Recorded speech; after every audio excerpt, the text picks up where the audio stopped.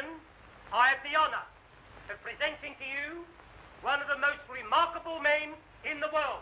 How remarkable. He's sweaty. And can you be surprised at that, gentlemen? Every day, he commits to memory 50 new facts and remembers every one of them. Facts from history, from geography, from newspapers, from scientific books, millions and millions of them. Think of the strain involved by his prodigious feats. His feet ain't half as big as yours, Cully. I'm referring to his feats of memory. Ow. Test him, please. Ladies and gentlemen, ask him your questions, and he will answer you fully and freely. Mr. Memory. I ought to add, ladies and gentlemen, before retiring, that Mr. Memory has left his brain to the British Museum. A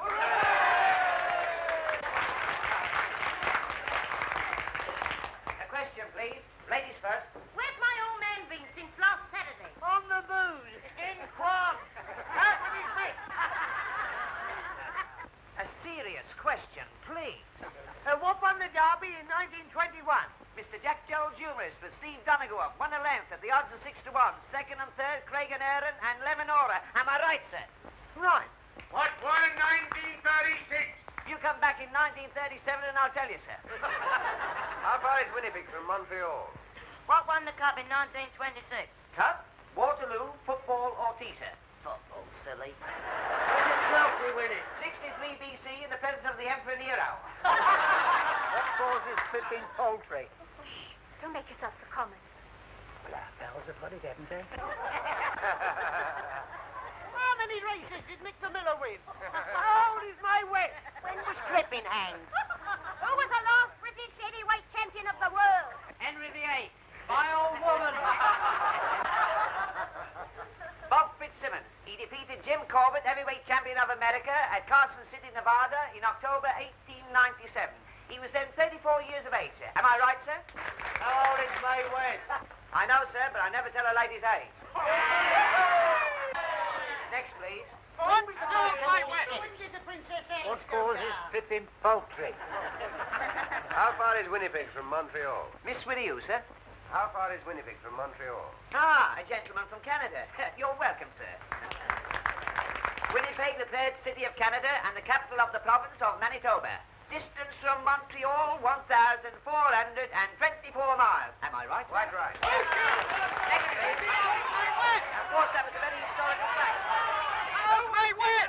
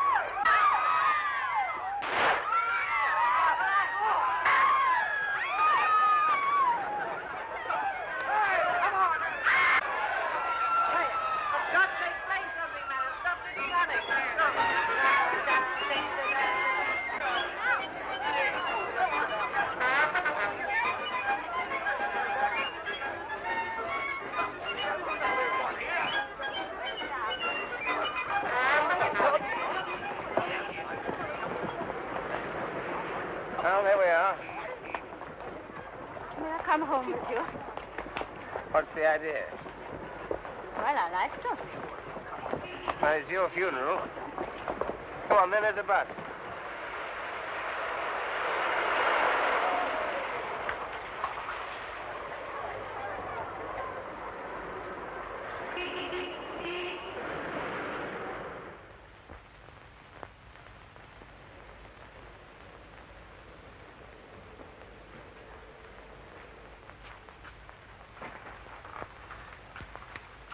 Here always. No, I've taken a furnished flat. I'm only over here from Canada for a few months. By the way, am I allowed to know your name? Smith? All right.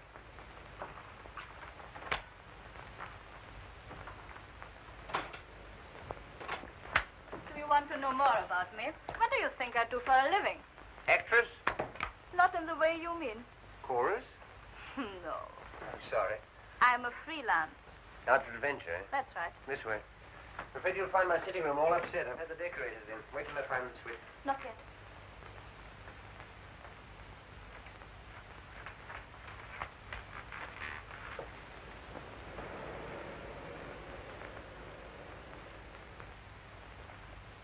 Now.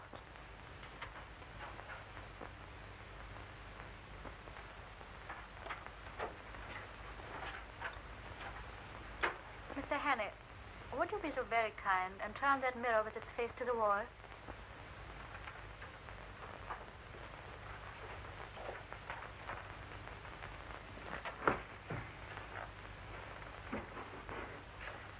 You'll be happier if there were curtains over those windows. Yes. I'm sorry.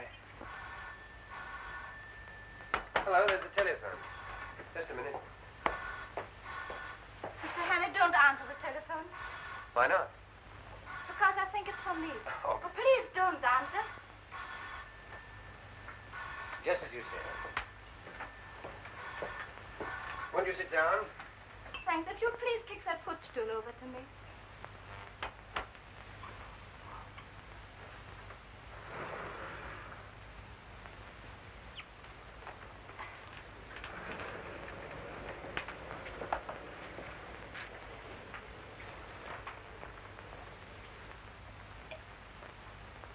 You needed that. I did. Thank you.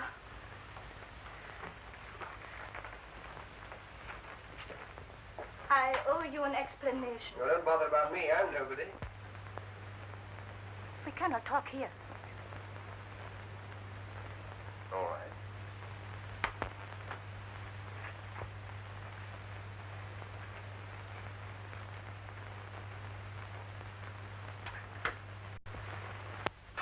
Just a minute.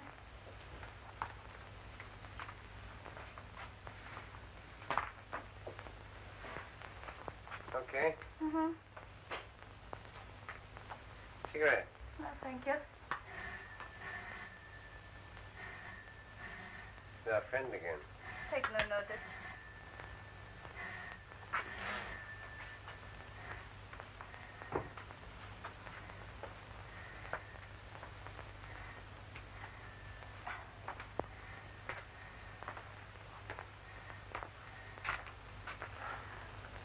Would you think me very troublesome if I asked for something to eat?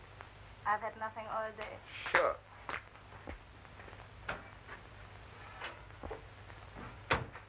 You like haddock? Yes, please. I suppose your name isn't really Smith.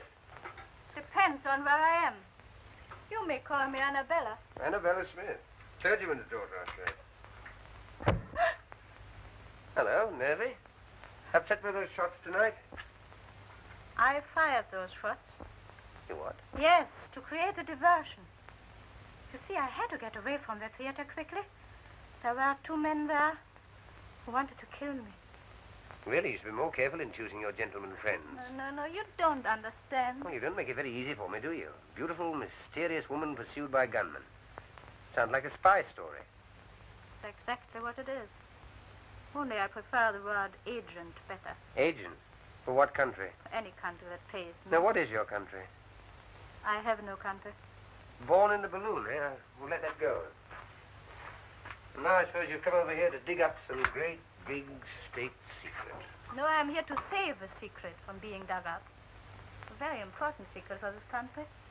Not because I love England, but because it will pay me better that way. Thank you. You see, the very brilliant agent of a certain foreign power is on the point of obtaining a secret vital to your air defense. I tracked 2 of his men to that music hall. Unfortunately, they recognized me. That's why they're after me now. That was too bad. You ever heard of a thing called persecution mania? You don't believe me? Frankly, I don't. Go and look down into the street there.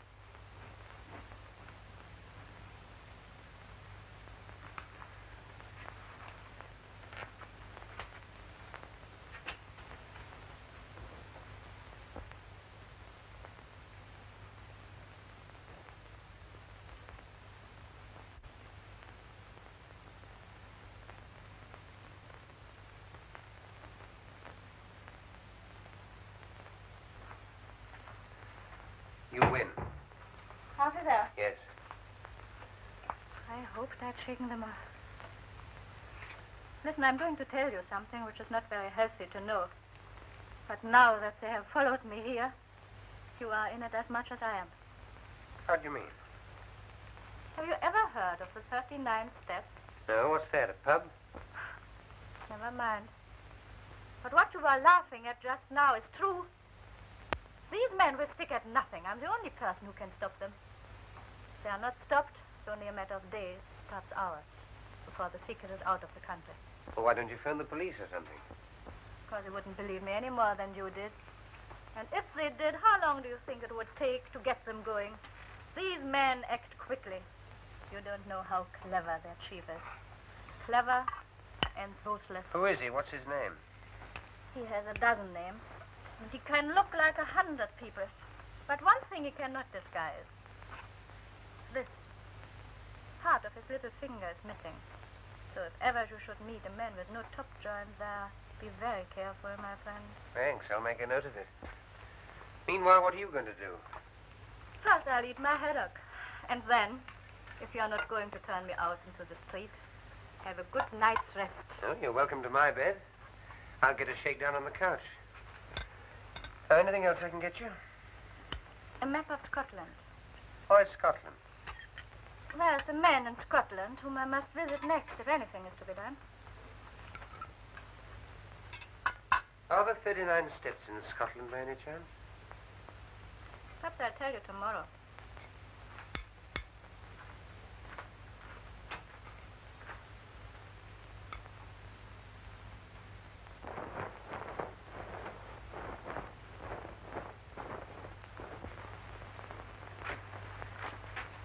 Clear out, Henry. They'll get you next.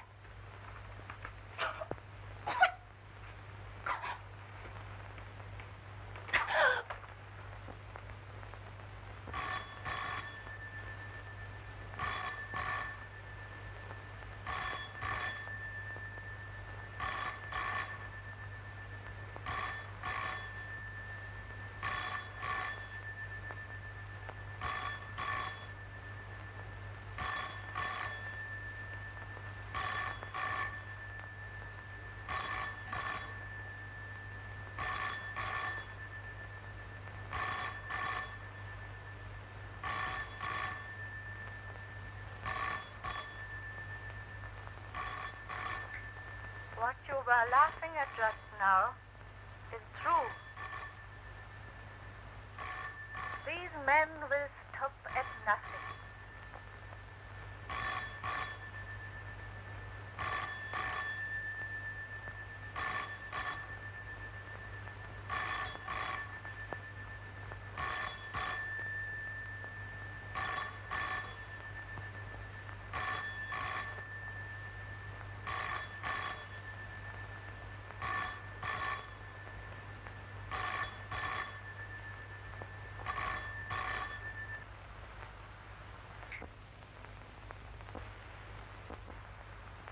There is a man in Scotland whom I must visit next if anything is to be done.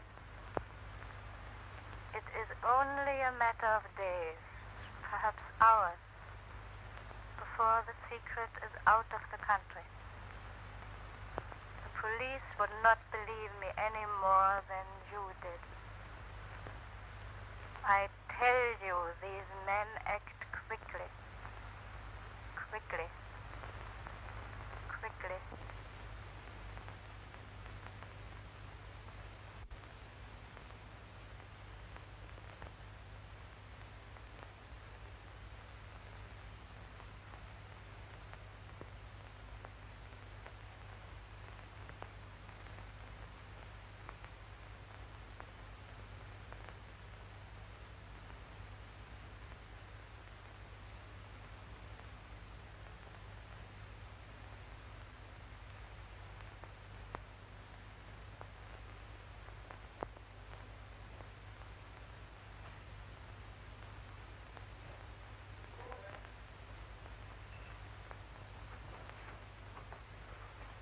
Good morning, sir. You're up bright and early this morning. Could you use a pound note, brother? What's the catch? I want to borrow your cap and coat. Yeah, wait a minute. What's all this? What's the big idea? I want to make a getaway. Do a bunk? Yes. What have you been up to? I'll have to trust you. There's been a murder committed up on the first floor. Are you? No. Are those two men out there? I see. Now I suppose they're waiting there as good as gold for a copper to come and arrest them. It's quite true. Listen. They're spies, foreigners. They've murdered a woman in my flat, and now they're waiting for me. Oh, come off it. Funny jokes at 5 o'clock in the morning. All right. I'll tell you the truth. You married? Yes, but don't rub it in. What's the idea now? Well, I'm not, you see. I'm a bachelor. Oh, are you? A married woman lives on the first floor. Does she? Yeah, and I've just been paying her a call. And now I want to go home. Well, what's preventing you? Well, one of those men's her brother, the other's her husband. How'd you see? Well, why didn't you tell me before, old fella? Only wanted to be told. Trying to kid me with a lot of tales about murders and foreigners. Here, put this on. Put on my little hat. There you are. Take the pound. No, sir. You're welcome to it. You do the same for me one day. Lead the pony round the corner. So long, old sport. Goodbye, thank you.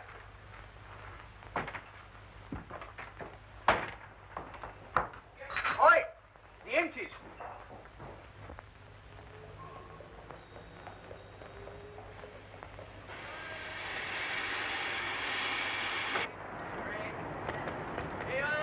Magazine, chocolate, cigarette.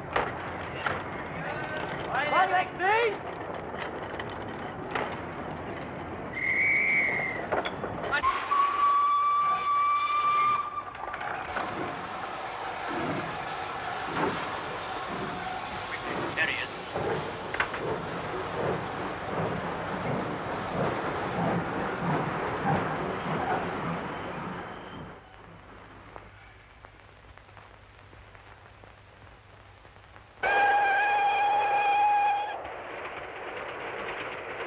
Well, for one thing, they're much prettier than they were 20 years ago. More free. Free and easy. You're right there. I can never understand how people used to put up with the old-fashioned sort. All bones and no bend. Well, I will say for the old-fashioned, they did last longer. Well, I don't know. Mine last about a year. Here, I'll show you. Big demand for these now. The old-fashioned sort. My wife. Now take a look at these. Our new streamline model #1. What I've been talking to you about. Anything go with it? I should say so. This. Put a pretty girl inside those, and she needn't be ashamed of herself anywhere. All right. Bring it back to me when it's filled. I will. Now, what's this? Edinburgh, Waverley. We're getting on. I hope you're partners for talking business, sir. Oh, certainly. Good day, sir. Good day, sir. Good day.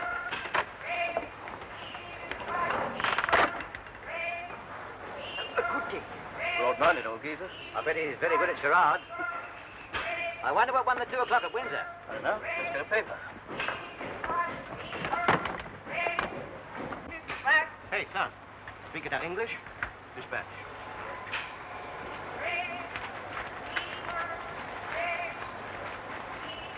Hello.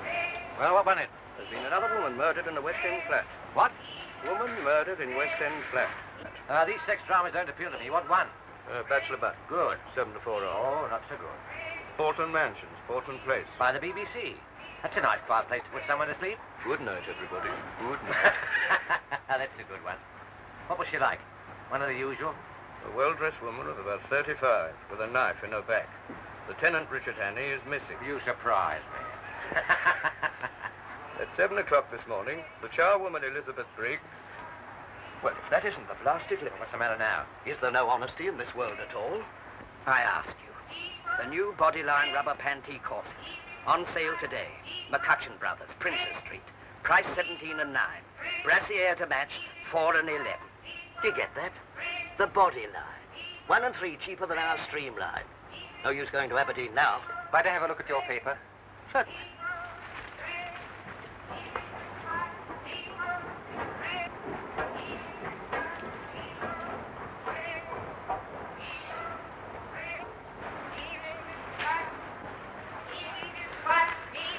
Thank you. All right.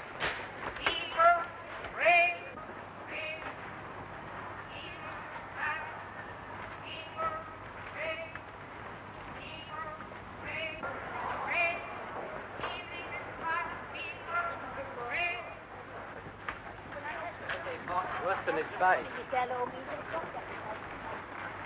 There's enough evidence there to hang any man. What can I do for you, sir? Oh, can you tell me what station that train stopped at next? Do you think I am a railway porter? Go away and find out for yourself.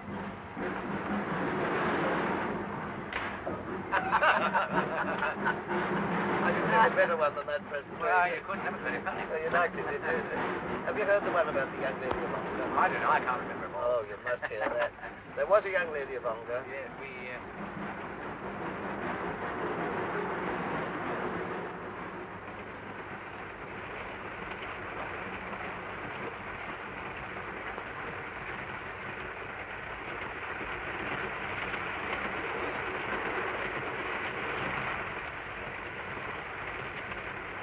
Taking please, sir.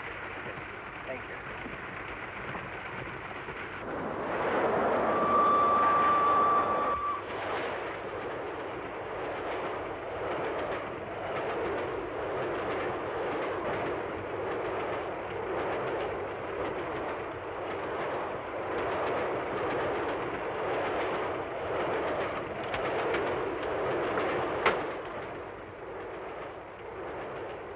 Darling, how lovely to see you.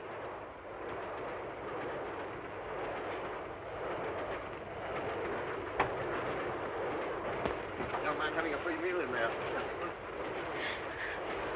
I was desperate. I'm terribly sorry. I had to do it. Look here. My name's Henry. They're after me. I swear I'm innocent. You've got to help me. I've got to keep free for the next few days. Well, you've seen the man passing in the last few minutes.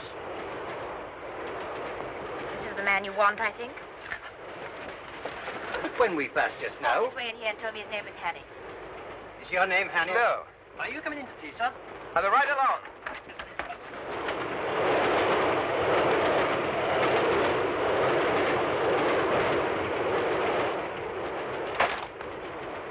On that cart.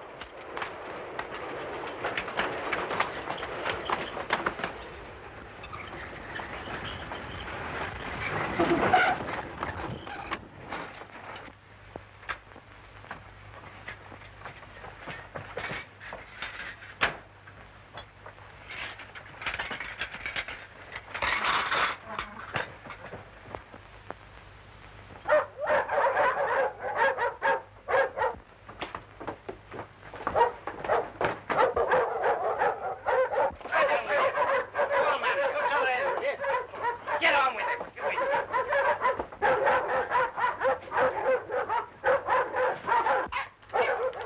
Here! What for did you pull the communication cord? To stop the train, you old fool. It's against all the regulations to stop the train on the bridge. But a man jumped off. He's a murderer. We've got to take him. Which way did he go? He must have jumped off here. I cannot see him. You sure he jumped? Anyway, I cannot wait here any longer. There he is getting on the train. No, that's a passenger. It's he, I tell you. Come on with you then.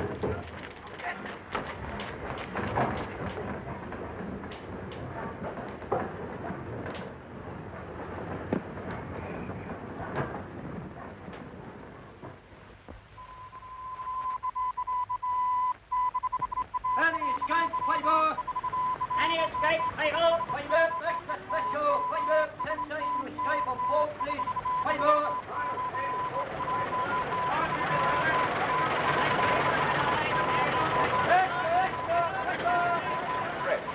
Height, about 5'10", small moustache. Last seen wearing a dark suit, but he may have obtained a change of clothing.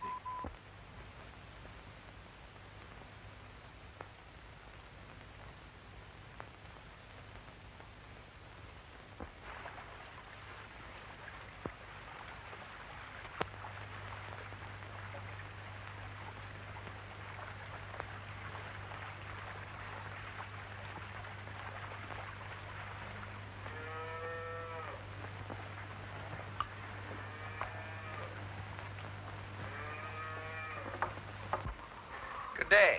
And to you. What'll your business be? I'm a motor mechanic. I'm looking for a job. You'll find no work about here. Oh, are there no big houses round here? Only Sir Andrews, and he won't be wanting you. He's had the same chauffeur for 40 years. Oh, I didn't know there'd been cars that long. He was coachman besides when he was a boy. Oh, I see. Oh, what's that? That's the manse, but the minister hasn't got a motor car. Are there no newcomers? Aye, there's an Englishman, a kind of professor. Professor? He lives at Ardnashellach. Where? Ardnashellach, on the other side of the loch. Oh, would that be anywhere near that village? It would. Thanks. Thanks, I'll try there. You won't try tonight. It's 14 miles. You could get a lift in that van? No. Round the other way.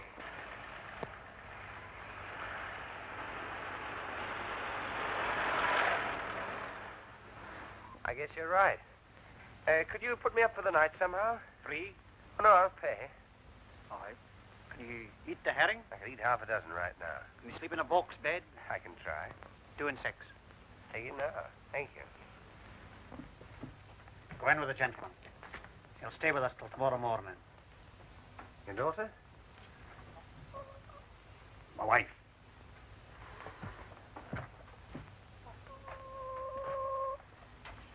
Will you no come in? Thank you.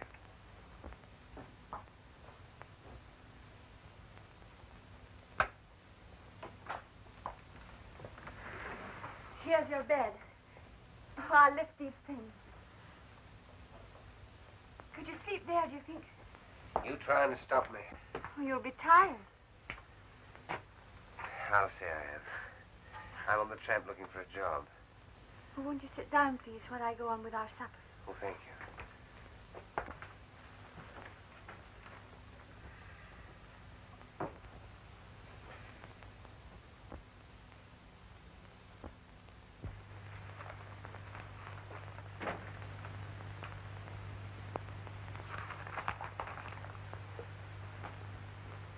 You been in these parts long? No, I'm from Glasgow. Did you ever see it? No. Oh, you should see Socky Hall Street with all its fine shops. And Argyle Street on a Saturday night with the trams and the lights and the cinema palaces and the crowds. It's Saturday night tonight. You certainly don't get those things out here. No.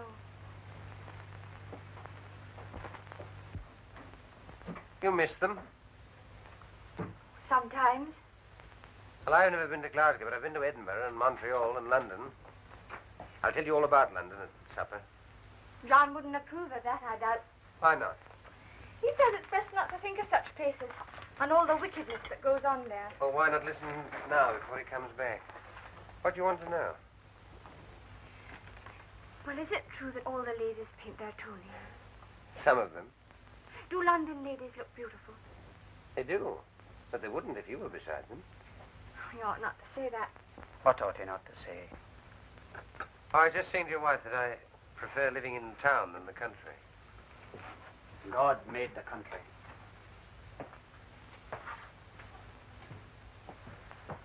Is the supper ready, woman?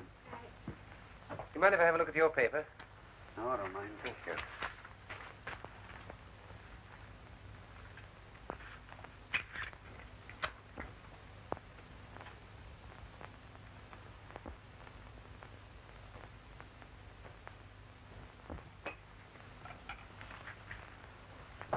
You didn't tell me your name. No, Hammond. Well, Mr. Hammond, if you'll put down that paper, I'll say a blessing. Yes, of course.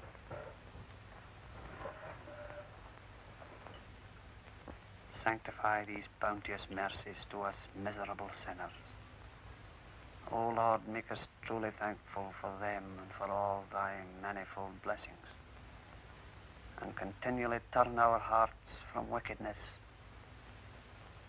and from worldly things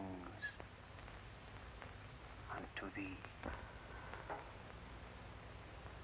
Amen.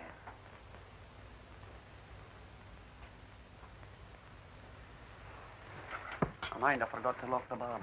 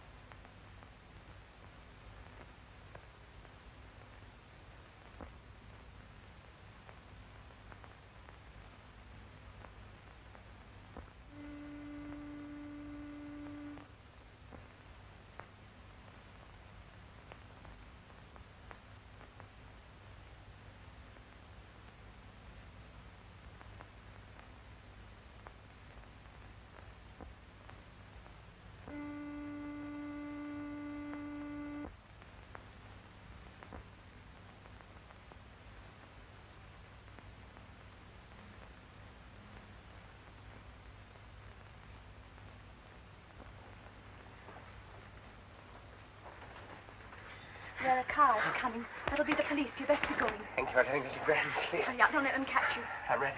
I'll never forget you for doing this for me. Which way do I go? I'll show you. I might have known. Making love behind my back.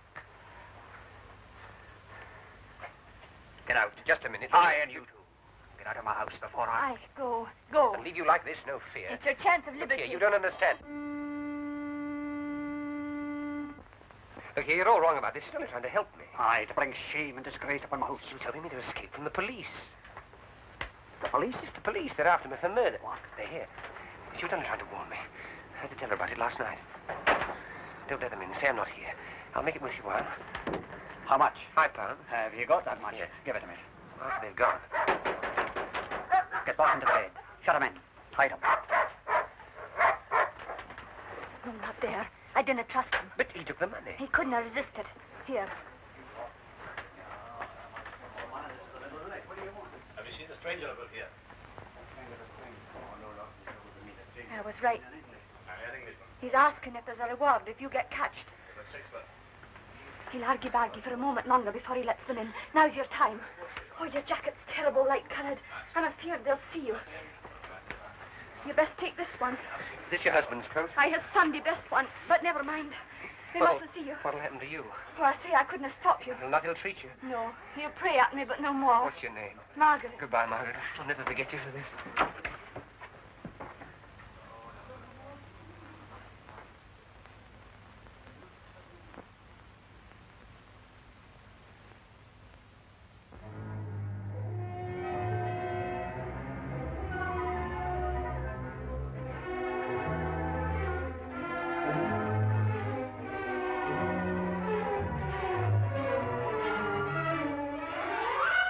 There you go.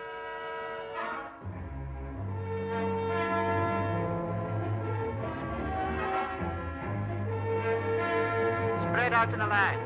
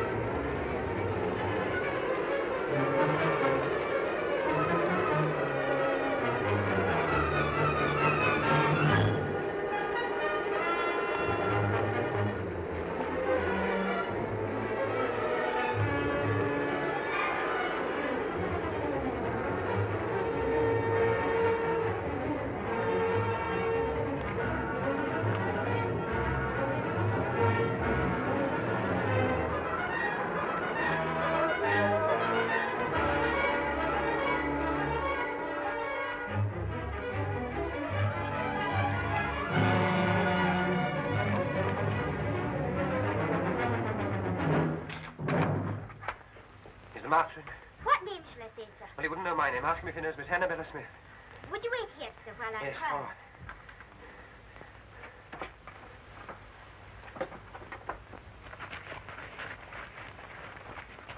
You'd better make inquiry here. Aye, so you may have seen him through the windows.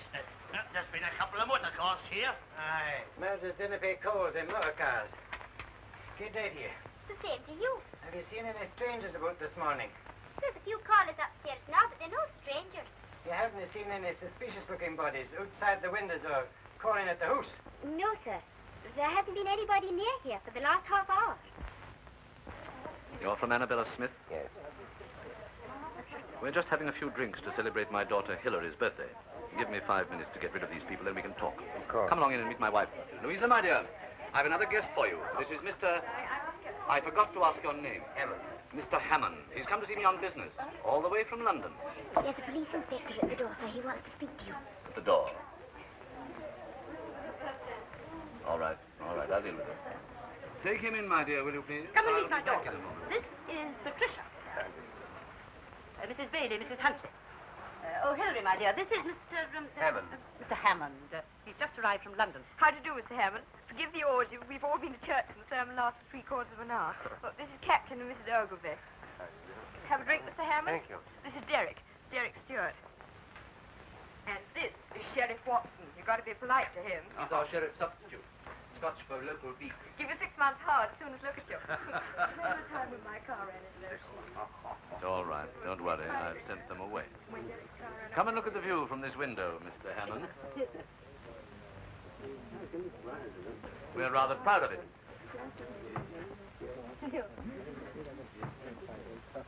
By the way, Sheriff, when are you going to catch that murderer? Murderer? What murderer? My dear, haven't you heard? Why, the man that stuck a carving knife into that woman in Portland Place last week. He's here in the district. Darling, how exciting. Well, somewhere about. He's been on the moors, Bridge of Orkney or somewhere. Sheriff Inge, why don't you catch him? Wouldn't like me to be stuck in the back with a carving knife, would you? Oh, it's no business of mine to catch him. You catch him, and I'll convict him. Is there a reward? Gracious, it's nearly 1 o'clock. Jim, we must get out of here. The Professor wants his lunch. There's no hurry, my dear. Still, if you must go. Pat, I think so, yes, Ring for Captain Ogilvy's car, will you? Yes, sir. Sheriff, I'll take you with me. If I run into anything, you'll get it too. Come and get another cup of juice. Well, whenever you do catch him, you'll find me at the sheriff's court at 10 every morning, so bring him along. Louisa, my dear, if you'll excuse us, Mr. Hammond and I want to have a chat before lunch.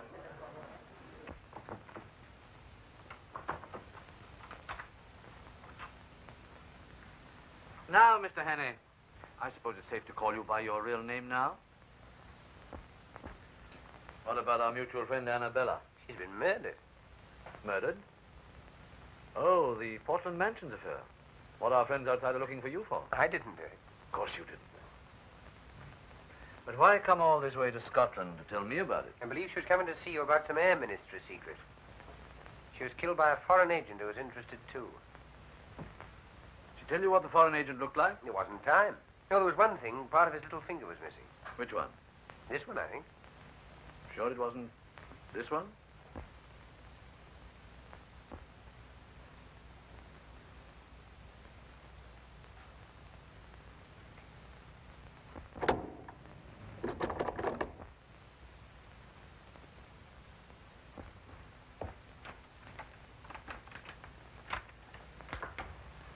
Lunch is ready, dear. I'm coming right away.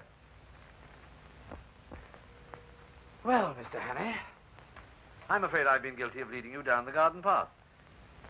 Or should it be up? I never can remember. It seems to be the wrong garden, all right. Well, what are we going to do about it? That's just the point. What are we going to do about it? You see, I live here as a respectable citizen, and you must realize that my whole existence would be jeopardized if it became known that I'm not, what shall we say, not what I seem.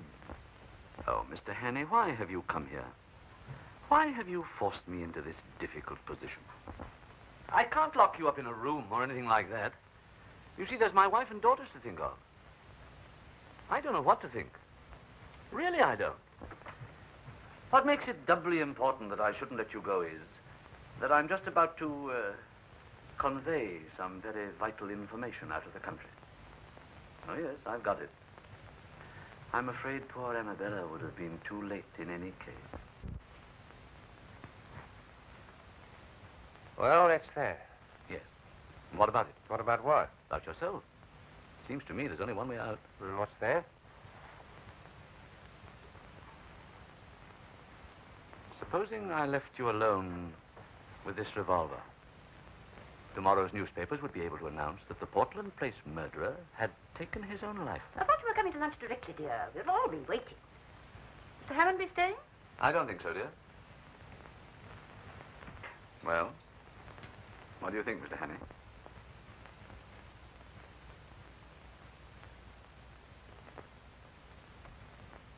Well, I'm afraid you leave me no alternative.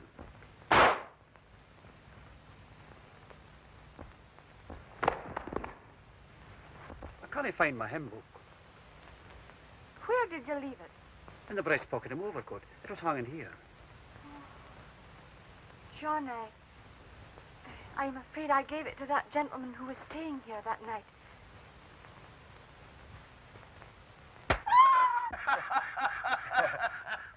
Cigarette cases, yes, but I've never seen it happen to a hymn book before, except on the movies. And this bullet stuck among the hymns, eh? Well, I'm not surprised, Mr. Hannay. Some of those hymns are terrible hard to get through.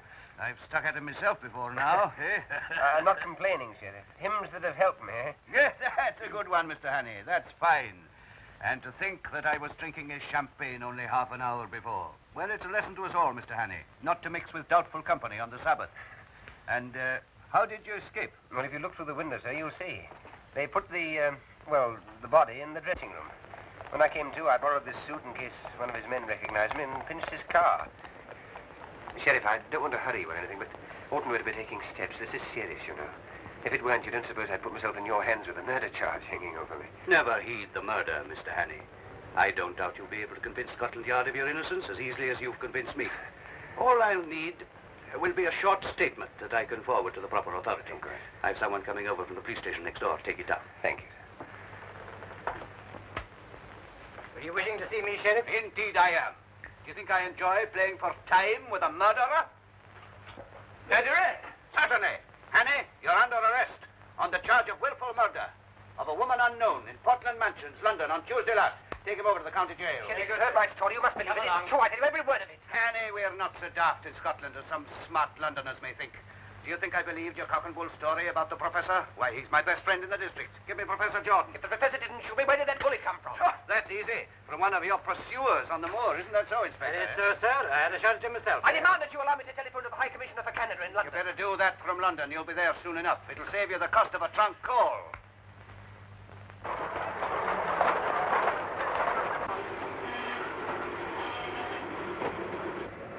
That's the professor's car, all right. Henny must be inside spilling the beans. Hey, stop it! My God.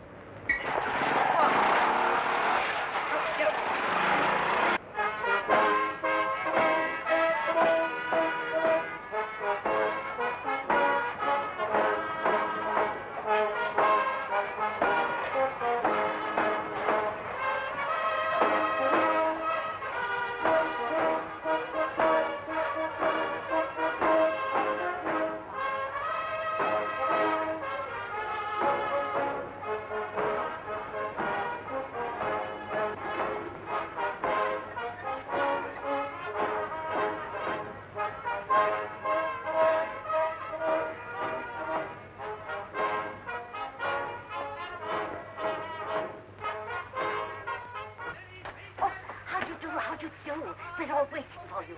Pamela's got to meet you at the station. This way. This way. Leader and standard bearer himself, I welcome this opportunity of discussing with you another question vital to the import of our country at this critical and momentous hour. But first of all, as a preliminary to this, I shall occupy your time. You've occupied our much already.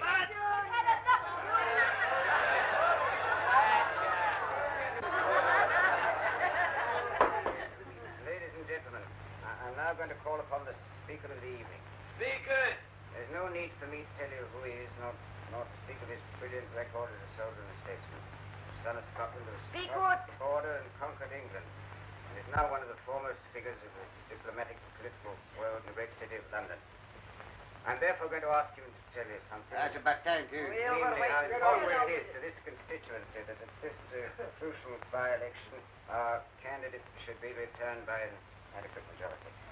I now ask for Captain Fraser.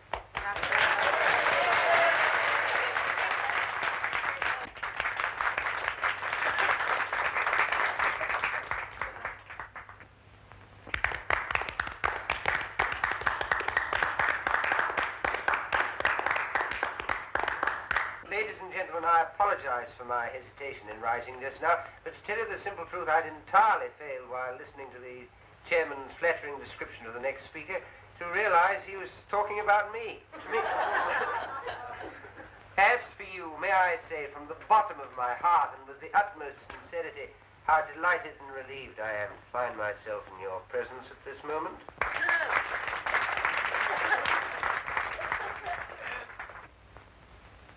Delighted because of your friendly reception. Relieved because so long as I stand on this platform, I'm delivered from the cares and anxieties which must always be the lot of a man in my position. When I journeyed up to Scotland a few days ago, travelling on the Highland Express over that magnificent structure, the Forth Bridge, that monument to Scottish engineering and Scottish muscle, that is to say, on that journey, I had no idea that in a few days' time I should find myself addressing an important political meeting. No idea. I'd planned a very different program for myself. A very different program. You'd be for the moors to shoot something. Yes, or somebody. I'm a rotten shot. Anyhow, I little thought I should be speaking tonight in support of that brilliant young statesman, that rising, the gentleman on my right. Already known among you as one destined to make no uncertain mark in politics. In other words, your future member of Parliament, your candidate, Mr. McCrocodile. Does they know the candidate's name? I know your candidate will forgive my referring to him by the friendly nickname by which he's already known in anticipation, mark you, at Westminster. Now, ladies and gentlemen, we're going to discuss some topic. What shall it be? The herring fishery. Unemployment. What about the idle rich? Idle rich? That's a bit of an old-fashioned topic these days, especially for me, because I'm not rich and I've never been idle. I've been pretty busy all my life, and I expect to be much busier quite soon. Have you ever worked with your hands? Indeed I have, and I've known what it is to feel lonely and helpless and to have the whole world against me. And those are things that no man or woman ought to feel.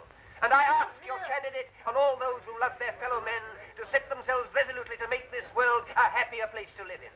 A world where no nation plots against nation, where no neighbor plots against neighbor, where there is no persecution or hunting down, where everybody gets a square deal and a sporting chance, and where people try to help and not to hinder. A world from which suspicion and cruelty and fear have been forever banished.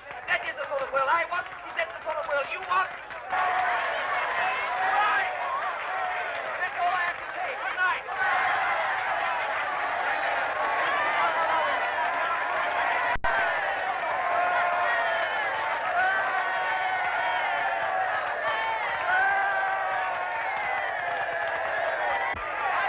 I kept them going as long as I could for you. Well, you're certainly a difficult man to follow.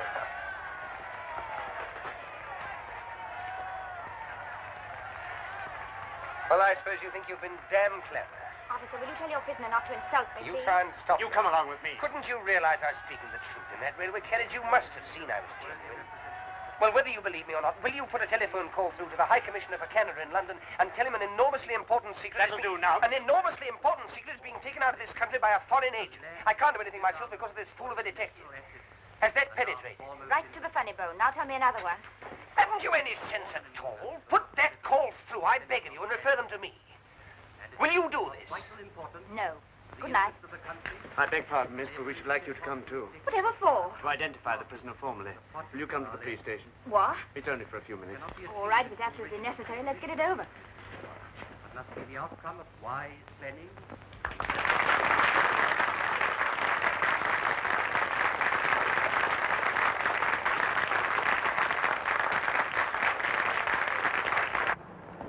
Now you. Must I sit next to this man? It's only for a short time, miss. Well, be as quick as you can. All right.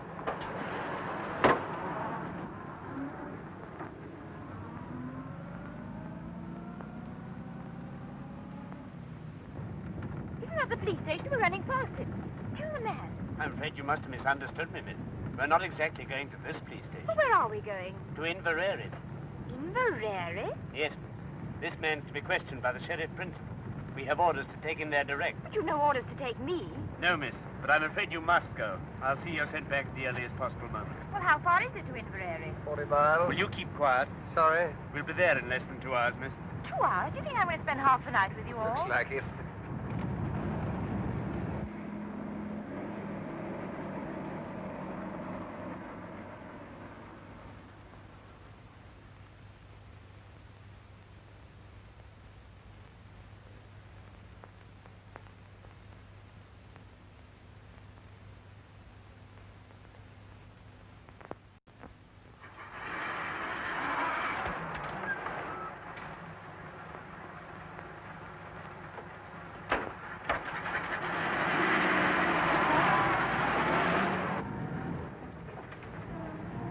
I'm going the wrong way. That's the way down to the south. Surely that's the way to Inverary. There's a bridge fallen down on that road, miss. We shall have to go round. The man knows the way. Might I see your warrant? You shut your mouth. You'll see it soon enough when we get to the station.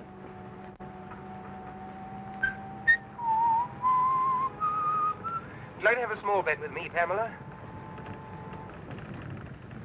All right, I'll have it with you, Sherlock. I'll lay you 100 to 1 that your sheriff principal is the top joint of his little finger missing. What about it? I win. Hello, what are we stopping for? Oh, it's a whole flock of detectives.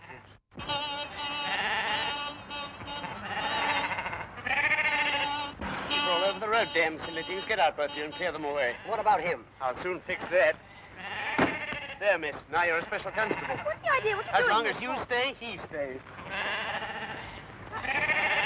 Yes, and as long as I go, you go. Come on. Stop them. They've got away. Come on, Miss. I won't.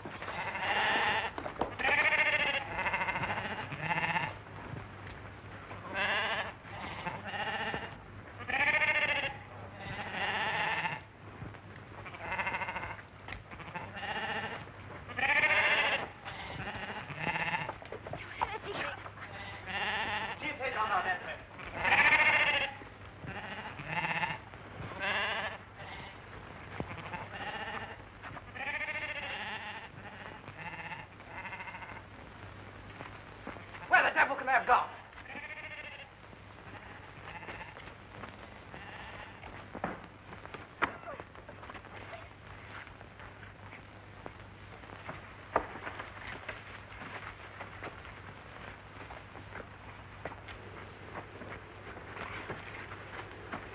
Help! Help!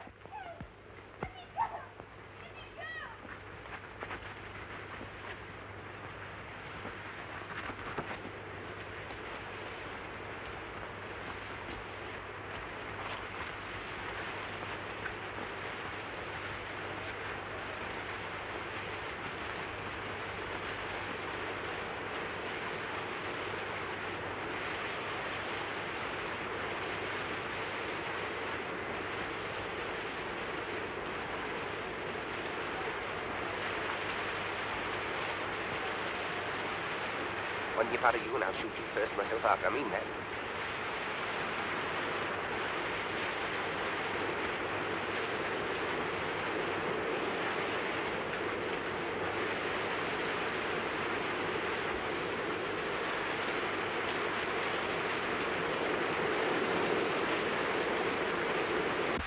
There's nobody down here, I tell you. Then come up here, blast you, and don't waste any more time. Spread out and find them.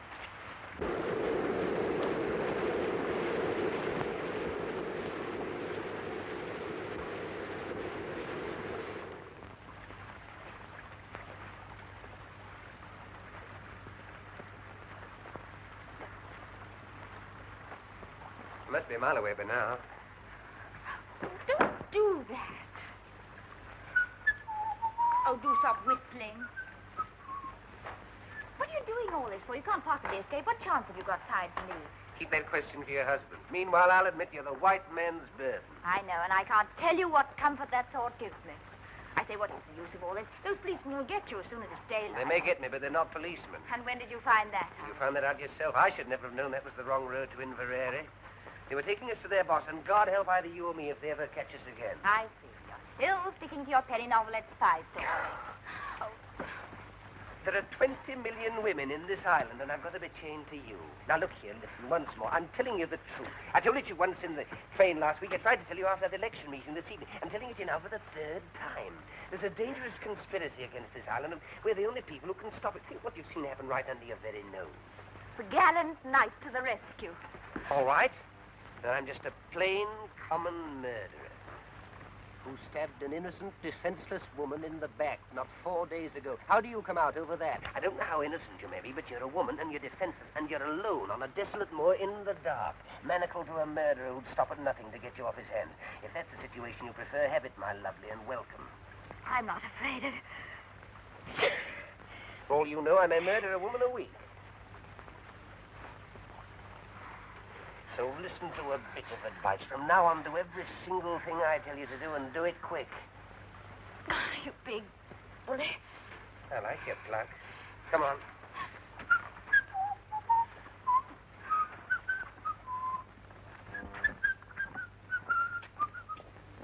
We're going in there. What for? That's my business. But Now, remember what I said, the civil tongue, or else we're going in there, and you're going to back me up in every single thing I say or do. Has that penetrated the ivory dome? Only just. All right, pull yourself together. Now, put your hand in my pocket and look as though you're in a hurry. Come along.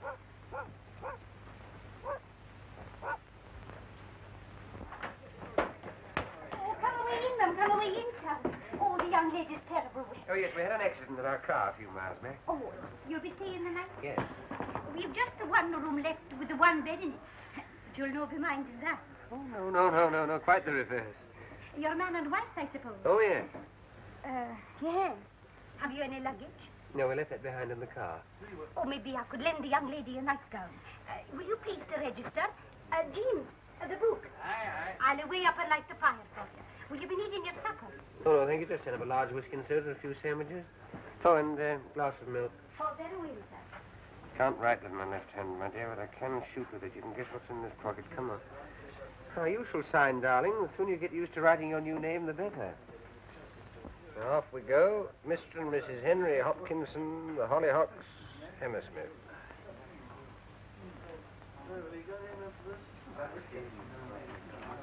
I'll be back in a minute, chaps.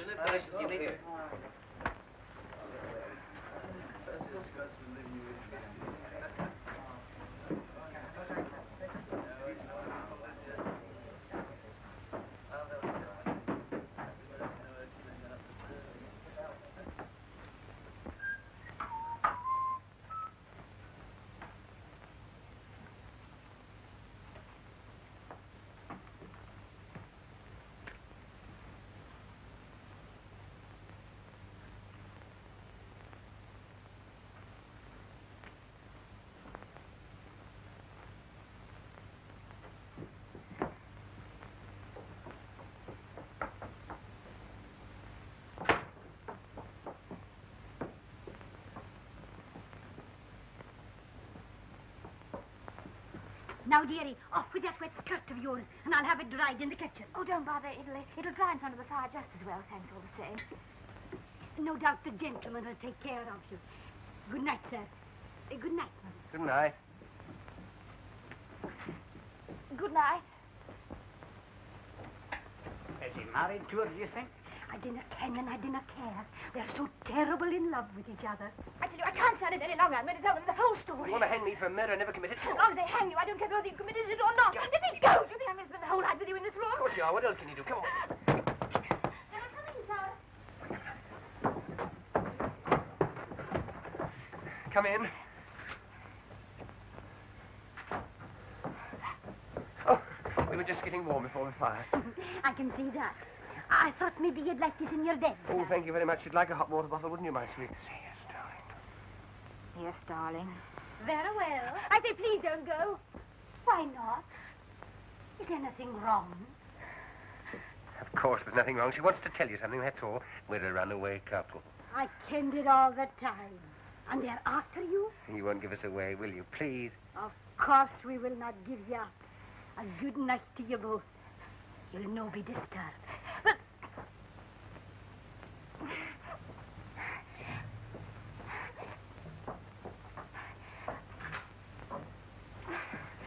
Thank God for a bite to eat. Come along.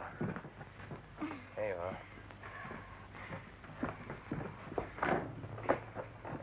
Now, what's the next item on the program? Get these things. Right. How are we going to set about it? Anything in that bag of yours that'll help?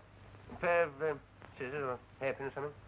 Nail file here. Do you think that'd help? Easily. It'll take about 10 years, but we can try. Now, let's make ourselves as comfortable as possible. What about that skirt of yours? It's still pretty damp, you know.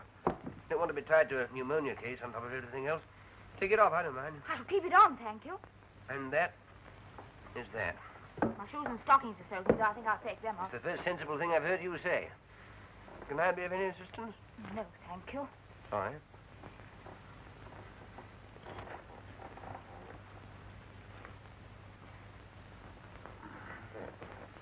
Here, hold this. Oh, yes.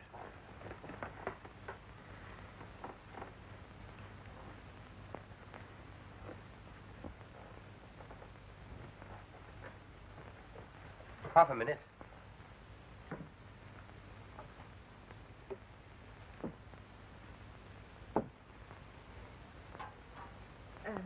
Thank you. You mentioned it. Do you like your milk now? No, thank you. I'll wait a little. All right. Here you are. That's better. Now, your feet quite warm again? Yes, thanks. Oh, come on. Now, will you kindly place yourself on the operating table? All right, all right. Nobody's going to hurt you. This is Armistice Day. Let's get some rest while we can. I'm not going to lie on this bed. So long as you're chained to me, you'll lie wherever I lie. We're the Siamese twins. Oh, don't gloat. Gloat? Do you think I'm looking forward to waking up in the morning and seeing your face beside me, unwashed and shiny? What a sight you'll be. Give me that nail file. Let's have a go at this. Thank you. There I go again. I wish I could get that damn tune out of my head. I wonder where I heard it. You sound very sleepy. Sleepy, I'll say so. Do you know when I last slept in a bed? Saturday night, whenever that was. Then I only got a couple of hours. What made you wake so soon? Dreams? What do you mean, dreams? I've always been told murderers have terrible dreams. Oh, but only at first. Got over that a long time ago. When I first took to crime, I was quite squeamish about it. I was a most sensitive child. You surprise me. Used to wake up in the middle of the night screaming, thinking the police were after me, but one gets hardened. How did you start? Oh, quite a small way, like most of us. Pilfering pennies from other children's lockers at school, then a little pocket picking, then a spot of car pinching, and smash and grab, and so on to plain burglary. Killed my first man when I was 19. And in years to come, you'll be able to take your grandchildren to Madame Tussauds and point me out. Which section? Oh, it's early to say. I'm still young. But I'll be there all right in one department or another. Yes, you'll point me out and say, Chicks, if I were to tell you how matey I once was with that gentleman, you'd be what's the matter? You're pinching my wrist with his hand. Oh, sorry. Talking of Madame Tussauds, that's how it all began. What began? My career of crime. All hereditary. Great-uncle Penruddock. Who was he? My good girl, where were you brought up? Never heard of my great-uncle Penruddock, Cornish Bluebeard? Got it all from him. I thought your family came from Canada. No, that's where they went, after the Penruddock incident. Yes, he murdered 3 wives and got away with it, but his third mother-in-law got the goods on him and tried to have him arrested. Did she succeed? No. He was too quick for her. Took her for a walk to Land's End and shoved her over into the Atlantic Ocean. He's in Madame Tussauds all right, and there's no doubt about his department. You must go down and see him sometime. Can't mistake him. Third on the left as you go in, red whiskers and a hare lip. And that lady is the sad story of my life. Poor orphan boy who never had a chance. Are you still set on giving me up to the police?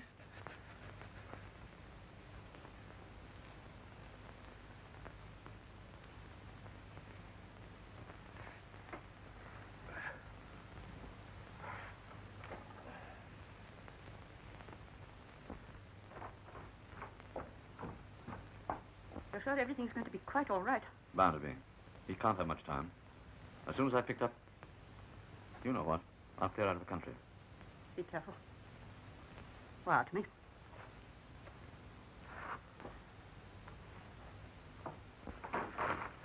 Goodbye, my dear. Goodbye.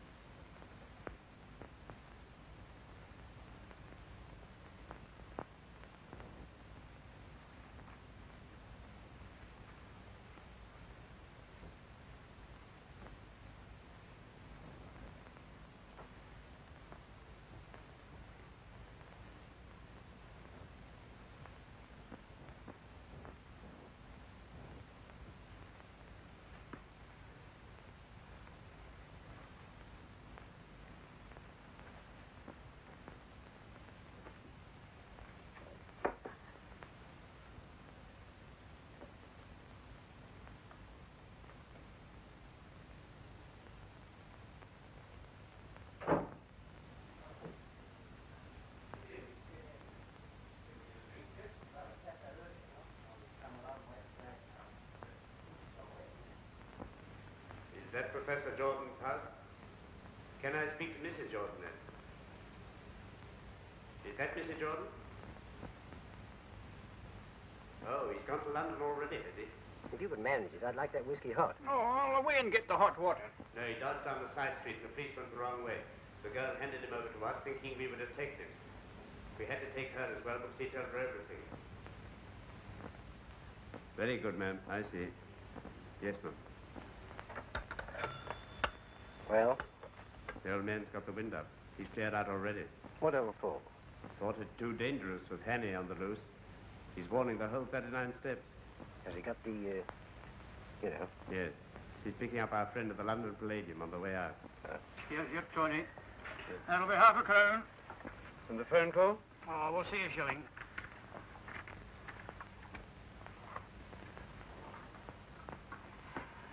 Is this a hotel as well? Aye. I mean, do you have people staying here? Aye. I suppose you get a few odd people at this time of the year? Oh, aye. You didn't happen to have anyone in tonight, did you? Aye. They weren't by any chance a young couple, were they? James! Merci. What kind of a silly creature am I married to? Do you want to get us all jailed? How much did you take for these? Half a crown. Oh. Out, the pair of you. And dinna let on to anybody that you've got to drink here after hours. Oh.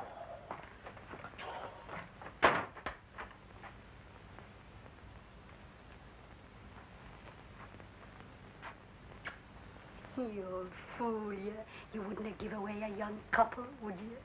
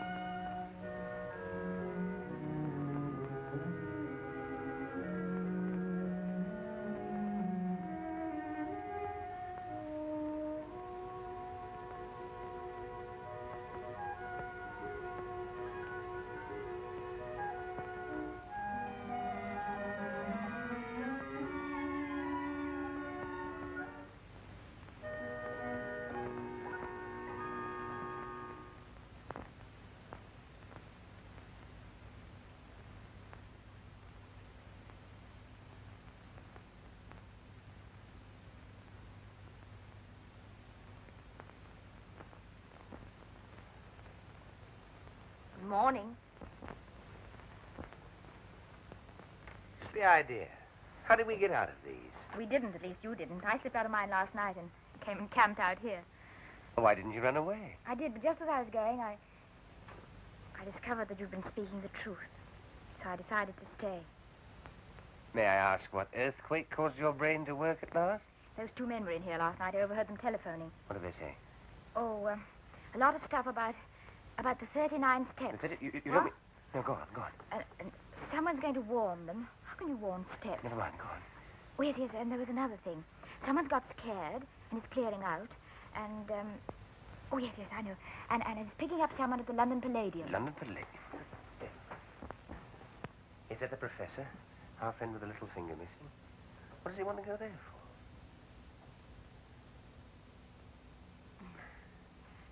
I feel such a fool, not having believed you. Oh, that's all right.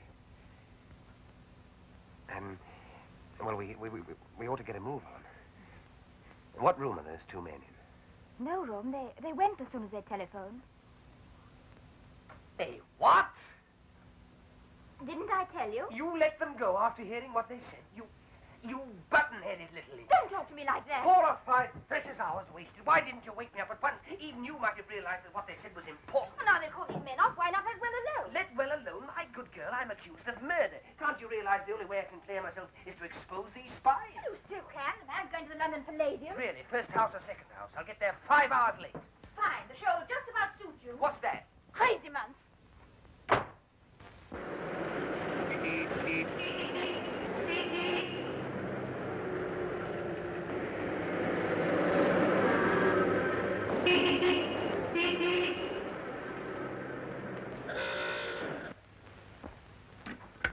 You're quite right, madam.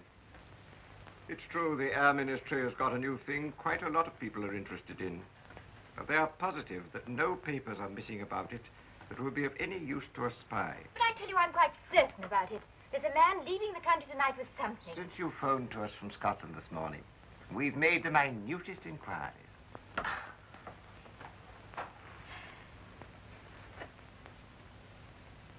obvious I'm wasting my time here. Now, just a moment, miss, please. There's one thing you haven't told us. Where's Richard Hannay? I haven't the faintest idea. Now, look here, miss, you can't... You're in the telephone book, aren't you? Yes? Well, if anything crops up, we'll give you a ring. That'll be all now. Thank you.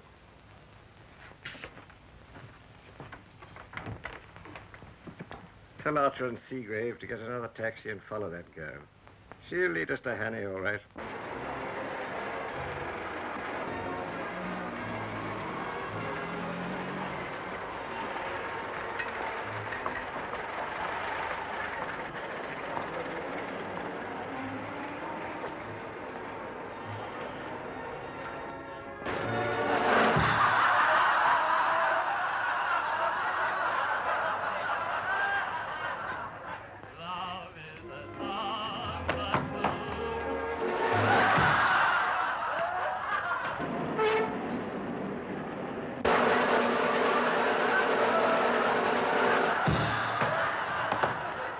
Cover every exit, and on no account let anyone leave the building.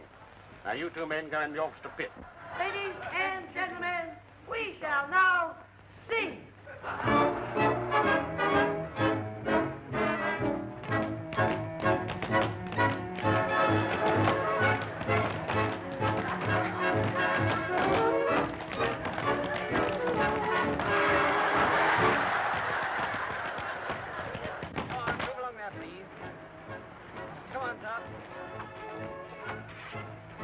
Sorry, sir, but no one's allowed to leave the theater. What was the right idea? Can't a man go out and have a drink?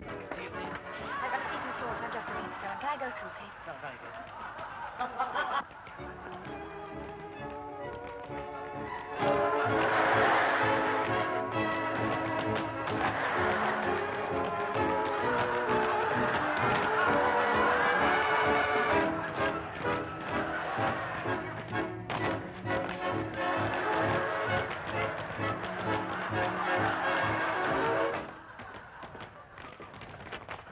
She's seen him. She's on her way down to the store. Now,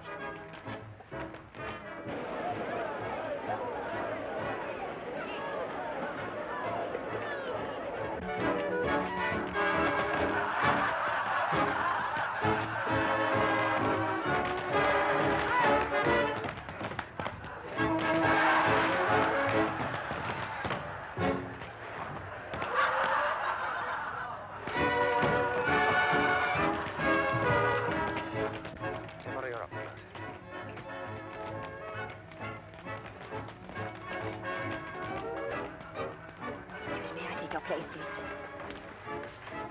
what are you doing? Listen, I found him. He's up in that box. But you can't do anything about it. I've been to Scotland Yard. Nothing whatever has been stolen from the Air Ministry. They're absolutely certain about it. But you heard those men say he'd got in. There he is. Shall we take him now, sir, or wait till the interval? But what you going to do? There's nothing missing. There's an end to it.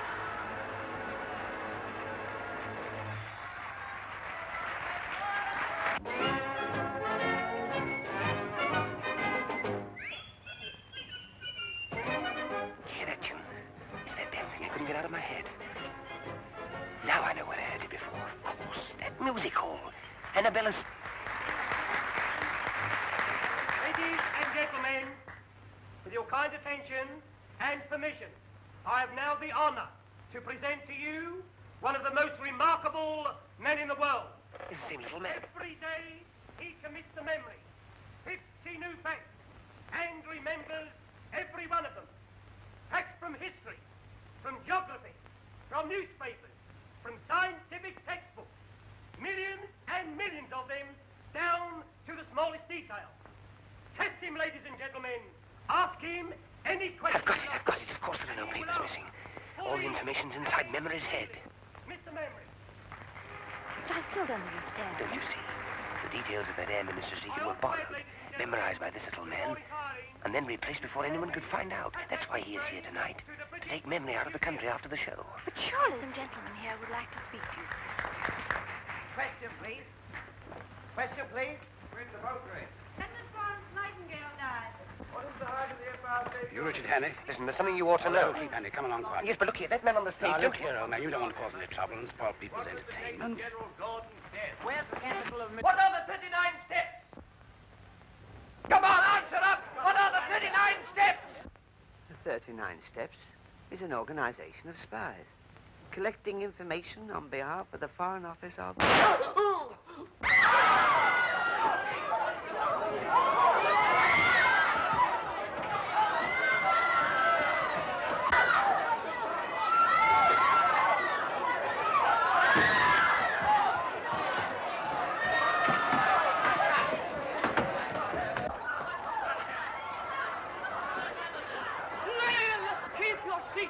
Keep your seat, please. There is no need for alarm, no cause for alarm. I don't want a chair, no. All right, now, let me rest here. I'm all right. Take it easy now. Take it easy. I'm all right. Get the girls on straight away. The girl's introduction right away. Mr. Memory, what was the secret formula you were taking out of the country? Will it be all right, me telling you, sir? It was a big job to learn it, the biggest job I ever tackled. And I don't want to throw it all away. It'll be quite all right. The first feature of the new engine is its greatly increased ratio of compression, represented by R minus 1 over R to the power of gamma, where R represents the ratio of compression, and gamma, seen in end elevation, the axis of the two lines of cylinder, angle of 65 degrees. Dimensions of cylinders as follows. This device renders the engine completely silent. Am I right, sir? Quite right, old chap. Thank you, sir. Thank you.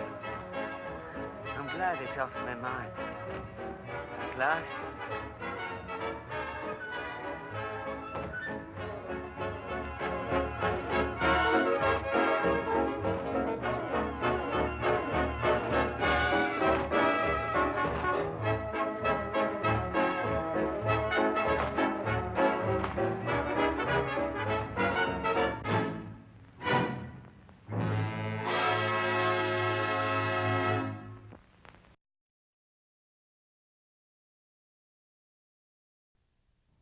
We hope you've enjoyed Hitchcock's 39 Steps.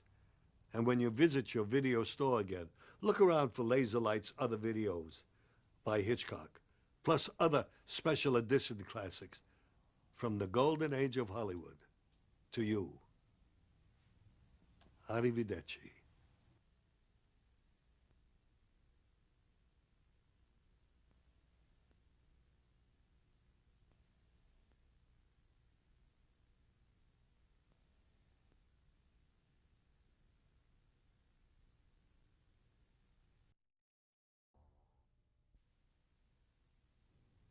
Hi, I'm Tony Curtis.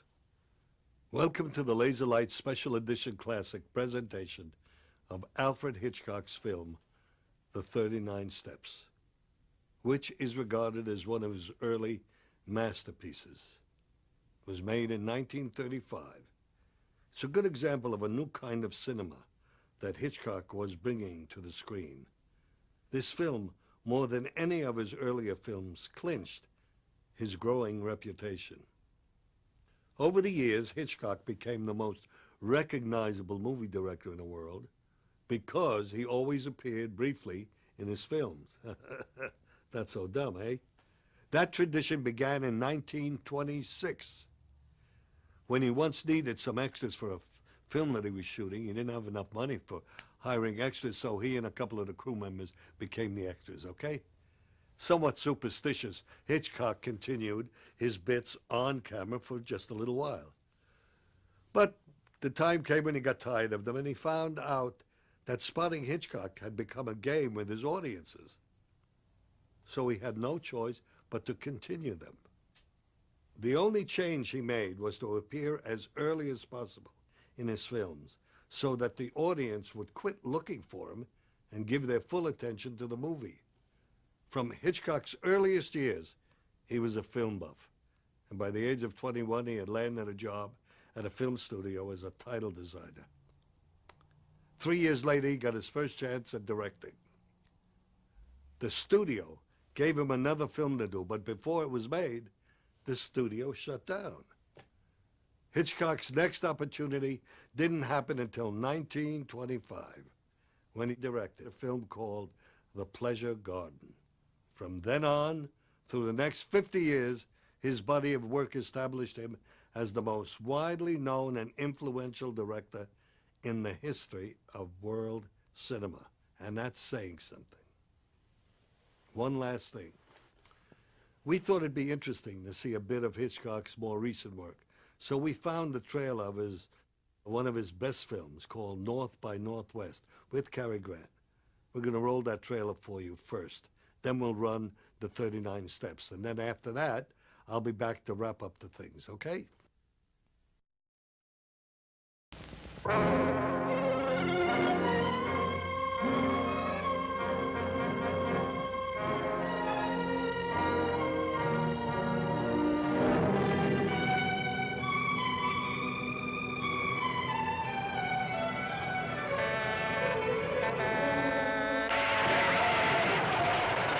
I'm an advertising man, not a red herring.